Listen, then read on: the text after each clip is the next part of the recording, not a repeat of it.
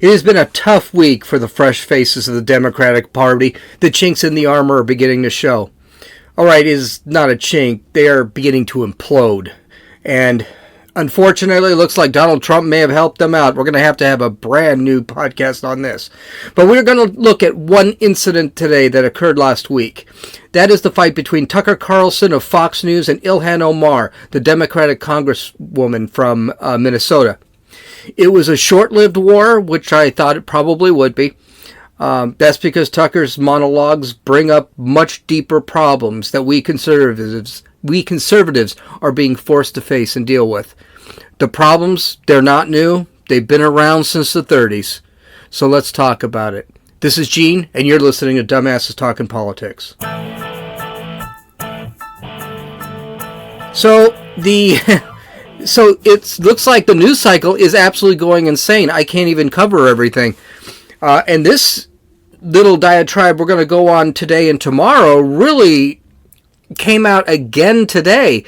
So we're going to talk specifically about Ilhan Omar and Ocasio. Tomorrow we're going to talk about AOC, Alexandria Ocasio-Cortez, because those two had they had a great week last week, and I'm being sarcastic there. But today, something else happened. Apparently, Donald Trump just continues to fish these people. He cannot stay off that bloody Twitter. And he released something that in itself didn't look terrible, but it wasn't good. I swear, sometimes that guy just needs to just stay off of Twitter. Someone needs to take his phone. They need to break it. And he's going to cost himself the presidency if he just doesn't shut up and stop being an attention whore, and that's what he is. But what we're going to talk about today is we're going to talk about Tucker Carlson and Ilhan Omar. Tucker Carlson had kind of a nice little speech on, I believe it was Tuesday, and the monologue started out positive enough. He talked about the virtues of the United States, how the country is great, how the country unconditionally is generous with other countries, especially during disaster. He talked about how the United States takes in more immigrants than any other country in the world, and we do. And he talked about the American dream, how these immigrants can come to a country, assimilate, learn to love the country, take advantage of all the benefits of the country, and I don't mean social programs, I mean all of the opportunity that we have here, and eventually become successful.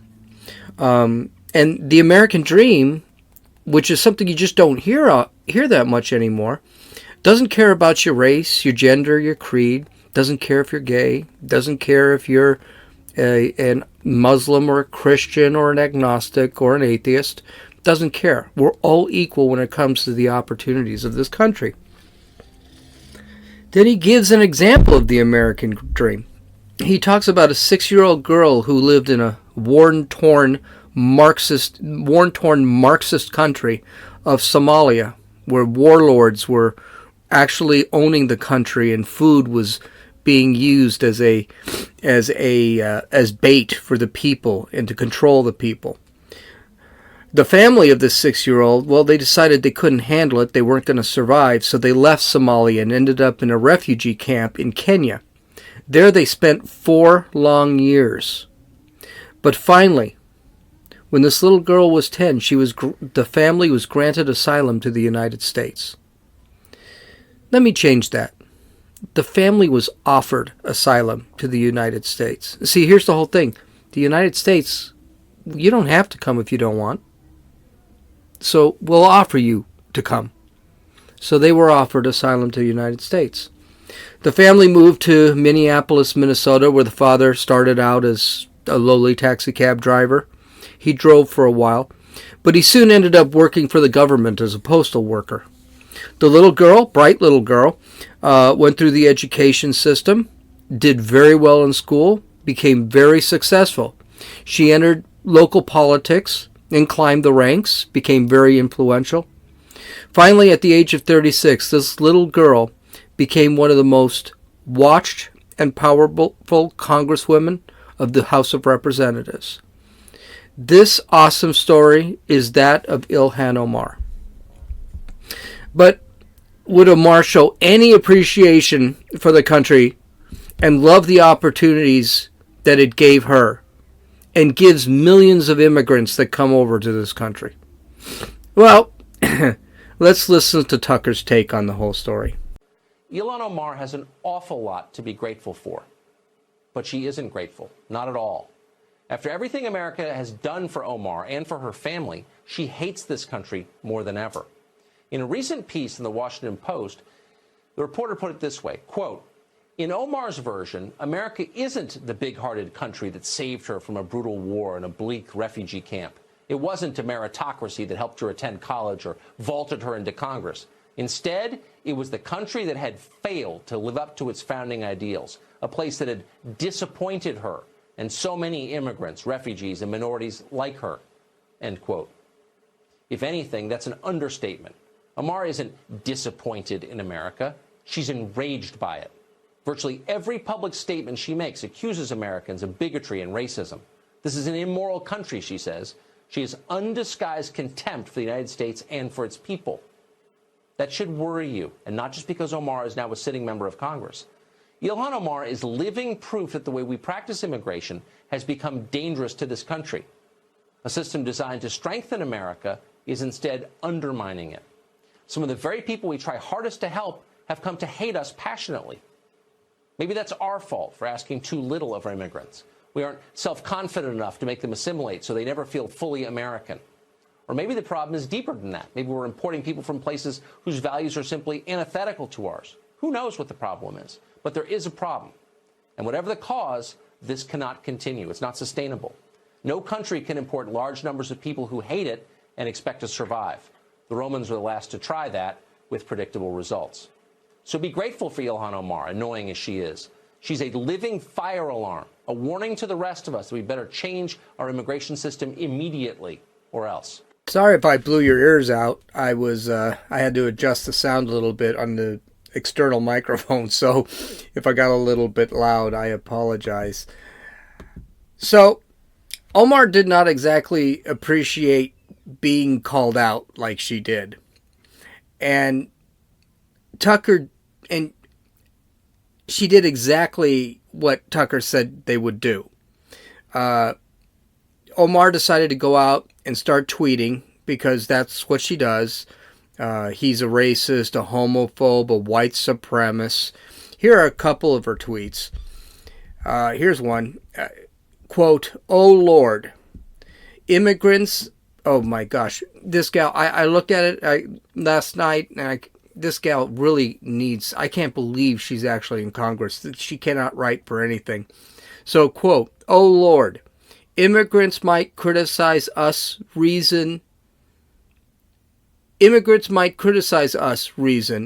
is the latest reason we need to strict vetting of immigrants, according to a racist fool like Tucker. This is what happens when your xenophobia cuts off the air circulation to your brain." And then she's got a little smiley emoji. No, that's not what he said. He didn't say that we need to cut off immigrants or anything like that. He believed we need more vetting because this country does not need immigrants who hate our country. People like this form discord and can actually hurt the country from within, which can be actually worse than terrorism. And Ilhan Omar is exactly what Tucker is talking about. She's an anti-Semite, she hates America, and is a terrorist sympathizer. If you don't believe me, all you have to do is go to YouTube, type in Ilhan Omar, and just listen to what she says all the time. You can also just go on Twitter and look at what she tweets all the time. She's just a terrible human. This is just not a good human being. And, at 10 years old, you can never tell. This is a woman who once fought for leniency for 9 convicted ISIS-converted terrorists, possible terrorists, in Minnesota because she felt they were marginalized because they were Muslim. Heck, she said She thought what she thought about terrorist organizations in an interview with, I believe it was Al Jazeera. Listen to this one. I remember when I was in college, I took a terrorism class, and Is that a such thing? yeah, there was. So you go out, there is a lab for that? There was a class that you. Do you go to a lab then? No, you go out we, a field we, trip? we learned the Algeria? ideology of. I'm glad you do that. And so it was the thing that was interesting in the class was every time the professor said Al Qaeda, he sort of like his shoulders went up, and Yeah, it was he's sort in of command like, here. Al Qaeda, Hezbollah. He's an expert. And it was, What's his name? What put his name on the air? Where does he live? Saying his name. Yeah. You probably get to see him on CNN. Yeah, of course. I love those guys. But it is that you don't say America with an intensity. You don't say England with an intensity. You don't say the army with an intensity. Qaeda. But you say these names because you want that word to carry weight. Well, yeah. Not exactly sure how she compares Al Qaeda and Hezbollah with the United States Army, but whatever. I guess the United States Army slammed 2 airplanes into the Twin Towers and the Pentagon, but whatever. This is the kind of mentality that this woman has. She's disgusting, and I don't know how. Well, I do know how she got into Congress.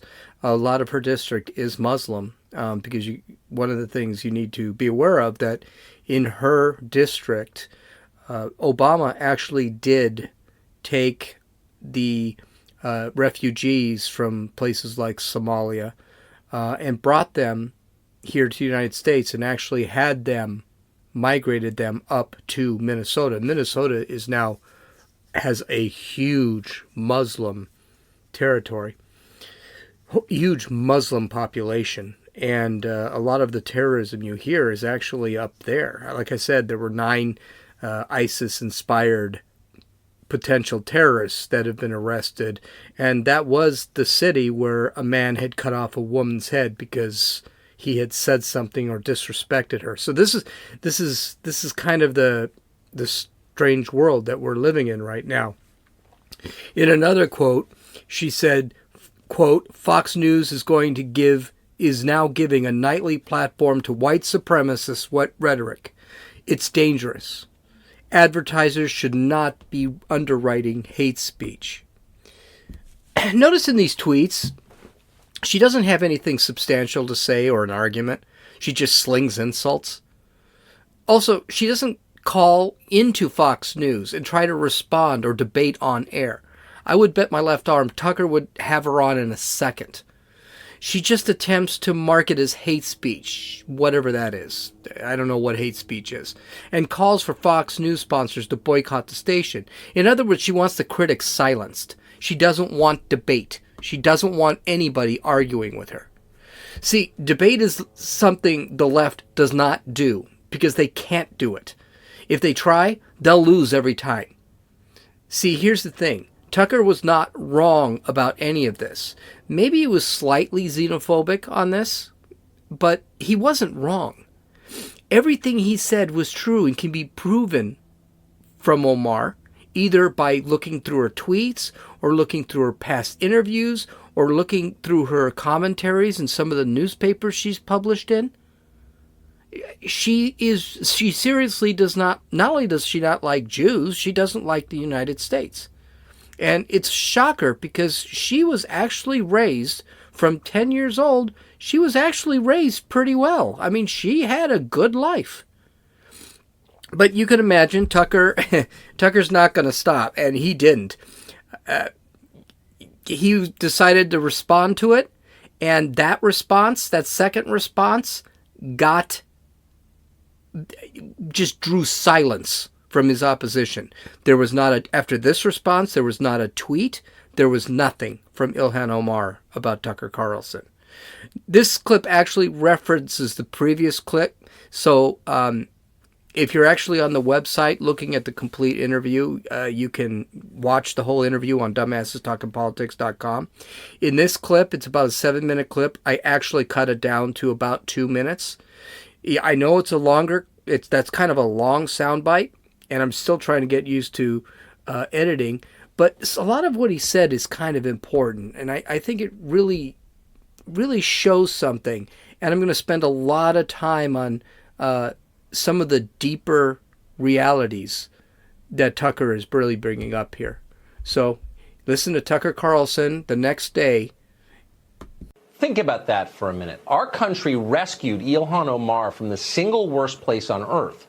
We didn't do it to get rich. In fact, it cost us money. We did it because we are kind people. How did Omar respond to the remarkable gift we gave her? She scolded us and called us names. She showered us with contempt. It's infuriating. But more than that, it's also ominous. The United States admits more immigrants than any country on earth, more than 1 million every year. The Democratic Party demands that we increase that number and admit far more. Okay, Americans like immigrants. But immigrants have got to like us back. That's the key. It's essential. Otherwise, the country falls apart. Needless to say, the left went berserk. They hate it when you say the true things. Ilhan Omar and her allies in Congress immediately demanded that this show be pulled off the air. They didn't rebut what we said, any of our points, or even acknowledge them. They just tried to silence us. That's how they operate. And of course, they called us racist. We despise the current habit of judging people on the basis of their skin color. It's wrong. We say that virtually every night. Racist? No. We're against racism, adamantly. Omar consistently puts her own race at the center of the conversation. But to us, it's irrelevant. Ayaan Hirsi Ali, for example, would, by the standards of identity politics, by Omar's standards, seem to have everything in common with Ilhan Omar. Like Omar, she was born in Somalia, moved to Kenya, and eventually came to this country. Unlike Omar, Ali loves and cares about the United States. She believes our country is superior to the country she came from, and she says that. For saying that, the left despises her. Omar's friend Linda Sarsour once tweeted that Ali deserves to be mutilated for her beliefs. So 2 Somali immigrants, one among the most impressive people in America, the other among the least.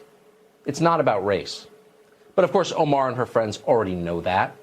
Nothing they say on the subject of race is sincere. It's all a hustle designed to get them what they want. Omar has made a career of denouncing anyone and anything in her way as racist. That would include virtually all of her political and personal opponents. It includes even inanimate objects like the proposed border wall. That's racist. So is the United States Congress. So is the entire state of North Dakota, she once tweeted. Omar may be from another country, but she learned young that crying racism pays. Tucker is absolutely correct here. This has nothing to do with racism on the right. This is not about white supremacy or xenophobia or anything like that. The right's embrace of people like Ayaan Hirsi Ali is just one example of that. There are many others, including Candace Owens, who's black, Dave Rubin, who's Jewish and gay, Ben Shapiro, who's Jewish, and Josefina Orozco, who's Hispanic and my girlfriend.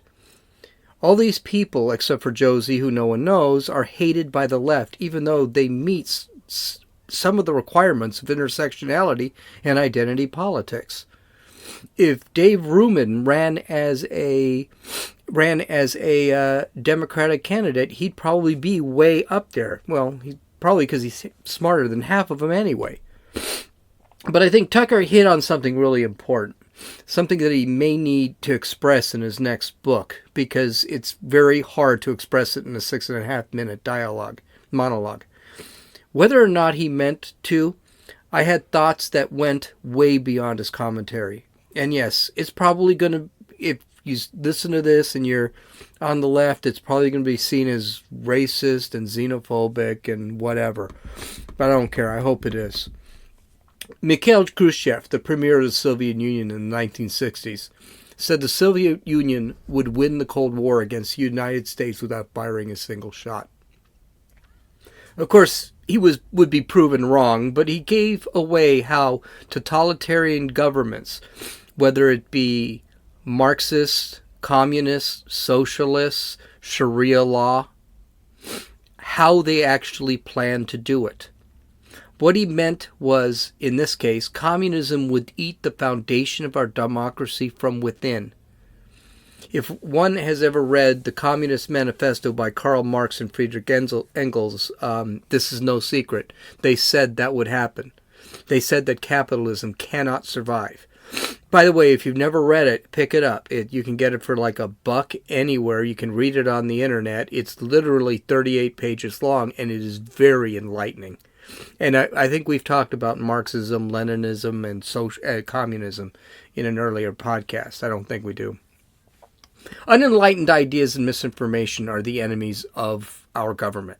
That's why President Trump calling the mainstream media enemies of the people is not exactly incorrect. It's a little inflammatory, but it's not incorrect. Lies, identity politics, intersectionality, suppression of speech, the wiping out of our history, and the indoctrination to leftist ideas within our schools are the rot that is actually damaging the foundation of our democratic republic. It will slowly transform the United States into the leftist, quote, utopia. But that utopia involves the elite taking and holding power at any cost. Alexandria Ocasio-Cortez, this is not a woman about the people. This is a woman who wants power. That's all she wants. And she's very open about it. And she justified the ends justify the means with her, which means she will lie to get it. Because she knows better than any of us, even though she doesn't. She's an idiot. The citizens of a country like that are only commodities. They're only there to serve the state. And this is not some bizarre thing that happens once in a while. It happened in the Soviet Union. It happened in North Korea. It happened in Cuba. It's happening right now in Venezuela. Tucker was right. Omar, Rashida Tlaib, Alexandria Ocasio-Cortez are a hustle. They're a small minority, and they're really, really dumb. But so are their followers. And they have something that conservatives and even moderate Democrats don't have. They're loud, they're extreme, they're young, and they're vicious. Their ideas are poison for our country. And any reasonable person, which makes up most of the country, by the way, knows it. And I still think we're good. I still think we're in good shape. Because the reality is, Trump is president. I was really worried if Hillary Clinton became president, one of the most corrupt politicians out there, if she became president, the country would be lost. But there is a problem, and it's with our younger generations. They're actually embracing this totalitarian concept of socialism and stuff like that. Antifa, socialist Marxist, socialist anarchy, which I don't even know what that means. The two are opposing views. These people are really going to the extreme. The schools are teaching it. The media is confirming it. The news media is confirming it. And the entertainment industry makes it an emotional cause. It's all around us. It is surrounding us right now. Judeo-Christian values and religion are being demonized and attacked, and they're being shut down. Schools are indoctrinating the children as young as preschool age to the leftist concepts, instead of teaching the kids things they need to know, like math and science and how to reason. Or how about history? History is changing before our eyes, and it's really, really, really scary. It's only going to be a matter of time that our education system starts banning books. History is being rewritten. Laws are being ignored. The Constitution is being dismissed because it was written by racist white men who only tried to create an unjust patriarchy. Though this trash has been being pushed, is still considered fringe, it is making its way into the mainstream. When I say it is fringe, he was robbed. Excuse me. Calhoun on a diving catch towards the foul line right. Sorry about that. I don't know if you could hear that, but you probably could have. My volume was set on the baseball game. When I say fringe, what I mean is there are only a set number of people that will actually vote for this crap. Not everyone is going to vote for this crap. I'm telling you, if one of the 482 candidates, most of them, I think all but 2 or 3 actually accept this garbage like the Green New Deal and all that crap, they're going to have to, once they win their primaries, whoever wins the primary, they're going to have to shift to the extreme center to get votes. Because if they're going to sit back and embrace Medicare for all and tell $170 million people you're going to lose your health insurance, yeah, that's not going to work out well for them.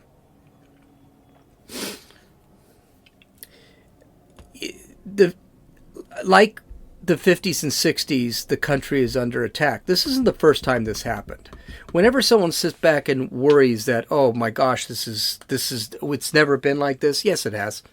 In the 50s and 60s, we had the same problem. As a matter of fact, this problem really never went away, except now it's getting traction. Joseph McCarthy was absolutely insane. He was an alcoholic. He was crazy. But he wasn't wrong in exclaiming that there is a red scare in this country. The poison we are fighting today was already there 60 years ago, and it's never left the media or the entertainment industry. And when I say the media, I mean the news media. The Red Scare, for those who don't know, the younger folks, this was a movement led by Joseph McCarthy. He was a senator. Its purpose was to weed out and ruin all communist sympathizers within the country. At the time, there was a belief that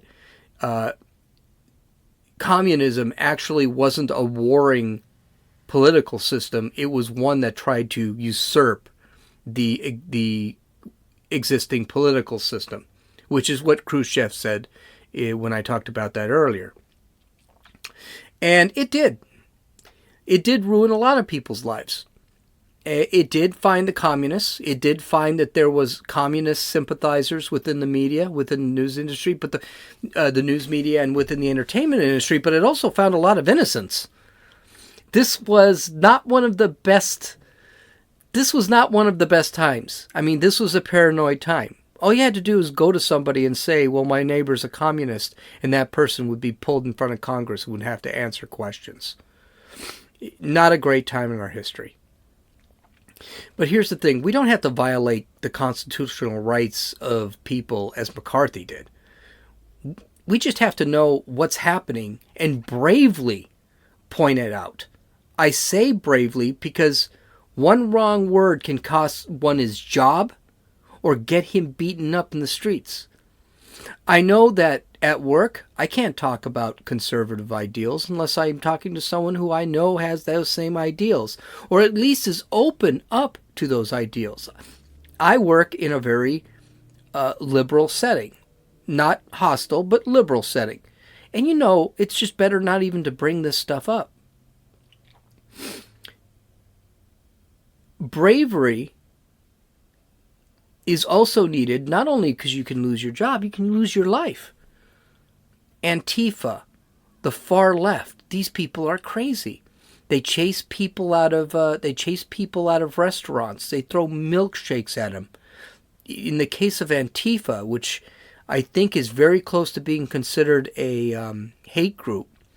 Well, it's definitely a hate group, but it's about to be considered a terrorist organization. Is actually beating people up and threatening to kill people.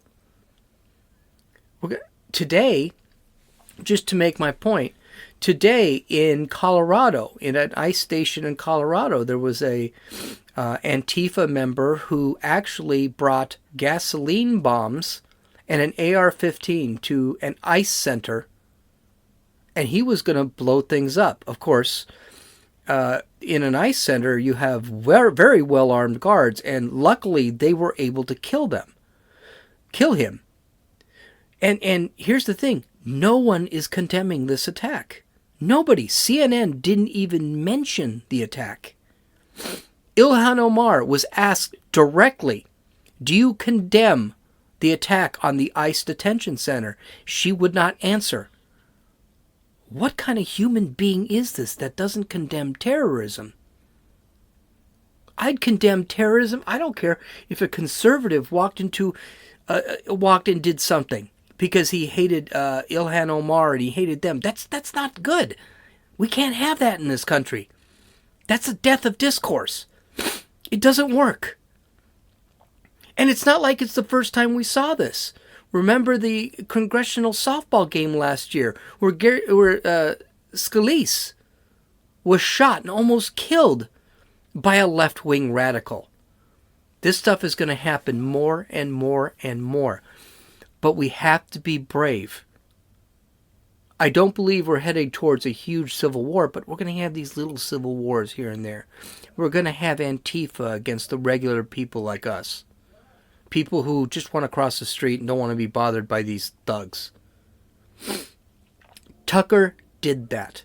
He bravely called out one of the more popular, for whatever reason. The gal is dumb as a brick. She's hateful. She's mean. She's not a good person. But he called her out.